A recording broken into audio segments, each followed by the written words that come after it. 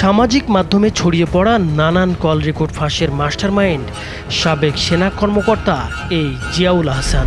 এই ফোন আলাপ ফাঁস হয়েছে, এরকম একটি ফোন আলাপ ফাঁস হয়েছে। ফোন আলাপে এমনটাই তথ্য মিলেছে। এছাড়া আয়নাঘর তৈরি, অসংখ্য ব্যক্তিকে গুম, খুন ও বিচার বহির্ভূত হত্যাকাণ্ডের সাথে জড়িত রয়েছেন তিনি। তথ্য প্রযুক্তি খাত থেকে হাজার হাজার কোটি টাকা লুট করেছেন জুনায়েদ আহমেদ পলক এবং Sajeeb Wazed Joy syndicate. Singapore, Malaysia এবং আমেরিকায় সম্পদের পাহাড় গড়েছেন পলকের স্ত্রী কণিকা। অন্যদিকে ছাত্র আন্দোলনে গুলি করে ছাত্র হত্যার জন্য দায়ী শেখ হাসিনা, ওবায়দুল কাদের এবং সাবেক স্বরাষ্ট্রমন্ত্রী আসাদুজ্জামান খান কামাল। শেখ হাসিনা সরকারের পতনের পর গ্রেপ্তার হয়ে রিমান্ডে আছেন সাবেক আইসিটি প্রতিমন্ত্রী জুনায়েদ আহমেদ পলক, সাবেক আইনমন্ত্রী আনিসুল হক, শেখ হাসিনার উপদেষ্টা সালমান এফ রহমান এবং সাবেক সেনা কর্মকর্তা জিয়াউল আহসান সহ আরও কয়েকজন। রিমান্ডে বেরিয়ে আসছে চাঞ্চল্যকর সব তথ্য। মামলা যে এতগুলো হইল কি করবো? সব মামলায় লোকালি সার্নার করো। একের পর এক কল রেকর্ড ফাঁস, ভয় দেখিয়ে ক্ষমতা কুক্ষিগত করতে আয়নাঘর কনসেপ্ট তৈরি, শাপলা চত্বরে আক্রমণ ও হত্যাযজ্ঞ চালানো, বিশেষ উদ্দেশ্যে আড়িপাতার যন্ত্র পেগাসাস সফটওয়্যার কেনা, অসংখ্য ব্যক্তিকে গুম, খুন ও বিচার বহির্ভূত হত্যাকাণ্ডের অভিযোগ রয়েছে চাকরি খোয়ানো মেজর জেনারেল জিয়াউল আহসানের বিরুদ্ধে। 8 দিনের রিমান্ডে আছেন তিনি। আওয়ামী লীগ সরকার ক্ষমতায় আসার পর সরকার বিরোধী ব্যক্তি, রাজনৈতিক দল, সমালোচক সহ অসংখ্য ব্যক্তি গুমের শিকার হন। এমন সব ঘটনার পেছনে যাদের হাত রয়েছে, জিয়াউল তাদের অন্যতম।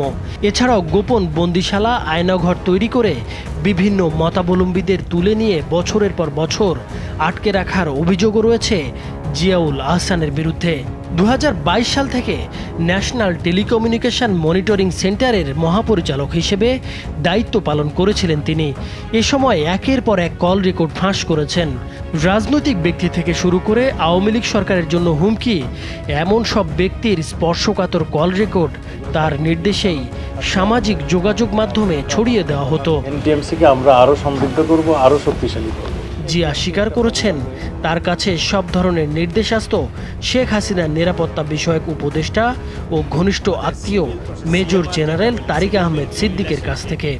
কল রেকর্ড ফাঁস, গুম, খুন ও বিচার বহির্ভূত হত্যাকাণ্ডের সঙ্গে জড়িত শেখ হাসিনার উপদেষ্টা তারিক সিদ্দিক। তার নির্দেশেই সব করতেন মেজর জেনারেল জিয়াউল আহসান।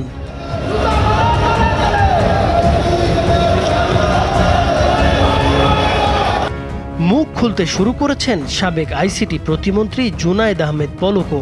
পলকের স্বীকারোক্তি অনুযায়ী শেখ হাসিনার ছেলে সজীব ওয়াজেদ জয়, শেখ রেহেনার ছেলে রেদওয়ান সিদ্দিক ববি, সাবেক বিদ্যুৎ ও জ্বালানি প্রতিমন্ত্রী নসরুল হামিদ এবং সাবেক পররাষ্ট্র প্রতিমন্ত্রী শাহরিয়ার আলম সহ সিআরআই সিন্ডিকেট দুর্নীতির মহা উৎসব চালিয়েছে। এদের মাধ্যমে পাচার হয়েছে হাজার হাজার কোটি টাকা। পলকের স্বীকারোক্তি অনুযায়ী সজীব ওয়াজেদ জয়ের সিগন্যাল ছাড়া তথ্য প্রযুক্তি খাতে কোনো কাজই হতো না। জয়ের নির্বাচিত কোম্পানি থেকেই কেনা হতো সব ধরনের যন্ত্রপাতি এবং সফটওয়্যার। জয়ের পক্ষ থেকে সিআরআই এর কর্মকর্তারা পলকের সঙ্গে মিটিংয়ে বসতেন মাঝে মাঝেই। পলকের হুমকিতেই ছাত্র আন্দোলনের সময় ইন্টারনেট বন্ধ রেখেছিল বিটিআরসি এবং বেসরকারি মোবাইল নেটওয়ার্ক সংস্থাগুলো। সরকারি এবং বিভিন্ন স্টেক হোল্ডার কোম্পানির কর্মকর্তাদের জয়ের নামে ভয় দেখাতেন পলক। এর বাইরে নিজস্ব সিন্ডিকেটও রয়েছে পলকের। ডিজিটাল বাংলাদেশ, A2I প্রকল্প, Sheikh Russel digital lab, hi tech park, IT park তৈরির নামে হাজার হাজার কোটি টাকা লোপাট করেছে পলক সিন্ডিকেট। শুধু পলক নয়, হাজার কোটি টাকার মালিক হয়েছেন তার স্ত্রী আরিফা জেসমিন কণিকাও। সিঙ্গাপুর, মালয়েশিয়া, আমেরিকায় গড়েছেন সম্পদের পাহাড়। তবে তদন্তকারীদের ভাষ্য, এখনও অনেক কিছুই লুকাচ্ছেন সাবেক এই প্রতিমন্ত্রী। রিমান্ডে থাকা আরও 2 জন হলেন আইনমন্ত্রী আনিসুল হক ও সালমান এফ রহমান। সরকারের সব অপকর্মকে আইনি বৈধতা দিতেন আনিসুল হক। আর হাজার হাজার কোটি টাকার অর্থনৈতিক কেলেঙ্কারি, শেয়ার বাজার এবং ব্যাংক লুটের সাথে জড়িত সালমান এফ রহমান। রিমান্ডের প্রথম দিনের জিজ্ঞাসাবাদে তারা অনাকাঙ্ক্ষিত পরিস্থিতি তৈরির জন্য সাবেক স্বরাষ্ট্রমন্ত্রী আসাদুজ্জামান খান কামাল ও আওয়ামী লীগের সাধারণ সম্পাদক সাবেক সড়ক পরিবহন ও সেতুমন্ত্রী ওবায়দুল কাদেরের ওপর দোষ চাপিয়ে দেন। ছাত্র আন্দোলন শুরু হওয়ার পর আনিসুল হক সমাধানের দিকে যেতে চাইলেও স্বরাষ্ট্রমন্ত্রী আসাদুজ্জামান খান কামাল ও সাবেক সেতুমন্ত্রী ওবায়দুল কাদেরের কারণে সেটা সম্ভব হয়নি। আন্দোলন দমনে খুবই আক্রমণাত্মক ছিলেন তারা। এছাড়াও অন্যান্য প্রশ্নের উত্তরে বেশিরভাগ সময়ই শুধু হেসেছেন আনিসুল হক। বলছেন, শেখ হাসিনা আমাদের যে গাইডলাইন দিয়েছেন, আইনমন্ত্রী হিসেবে আমি সেই গাইডলাইন ফলো করেছি মাত্র।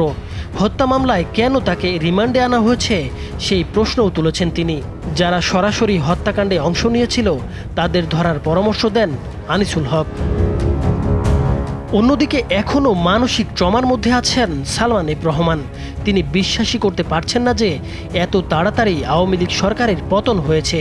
জিজ্ঞাসাবাদে থাকা সংশ্লিষ্টদের কাছে জানা গেছে, পাকিস্তানে বেড়ে ওঠার কারণে বাংলাও পড়তে পারেন না তিনি।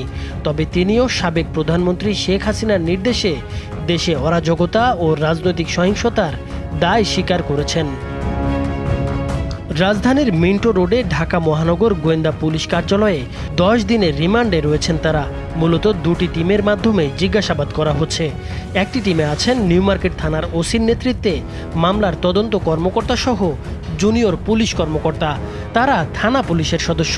অপর একটি টিমে আছেন ডিএমপি সদর দপ্তর এবং ডিবির কর্মকর্তারা। এই টিম করা হয়েছে উচ্চ পর্যায়ের কর্মকর্তাদের সমন্বয়ে। তবে প্রভাবশালী এসব অপরাধীদের জিজ্ঞাসাবাদে নিজেরাই ভয় পাচ্ছেন বলে জানিয়েছেন কর্মকর্তাদের অনেকেই।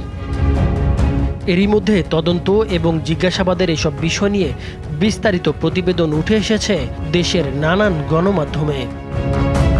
নাইমুর হোসেন, মাছরাঙা টেলিভিশন।